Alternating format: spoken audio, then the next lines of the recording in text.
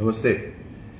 नौजवान साथियों से दो बातें कहनी। दो बातें। पहला कि छत्तीसगढ़ अग्निशमन विभाग के में छत्तीसगढ़ निर्माण के बाद पहली बार माननीय विष्णुदेव साय जी की सरकार में 295 पदों पर विभागीय भर्ती की प्रक्रिया प्रारंभ हुई है।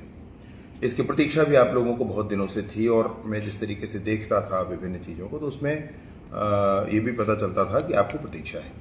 इसमें कहना आपसे ये है कि पहले जो तैयारी हुई थी उस समय भर्ती नियम 2017 लागू होता था, जिसमें सभी जगह से लोग आकर के इस परीक्षा में बैठ करके और विभाग में भर्ती हो सकते थे, परंतु इससे छत्तीसगढ़ के युवाओं को कम अवसर मिलता। इसलिए एक संशोधन प्रस्ताव लाया गया और उस संशोधन प्रस्ताव के माध्यम से अभी 21 मई 2025 को अधिसूचना जारी हुई, जिसमें स्पष्ट हुआ कि छत्तीसगढ़ अग्निशमन एवं आपातकालीन सेवा तथा राज्य आपदा मोचन बल के सेवा भर्ती एवं पदोन्नति नियम 2017 में संशोधन किया गया। संशोधन क्या था? वो ये है कि सभी पदों पर भर्ती छत्तीसगढ़ राज्य के स्थानीय निवासियों से की जाएगी।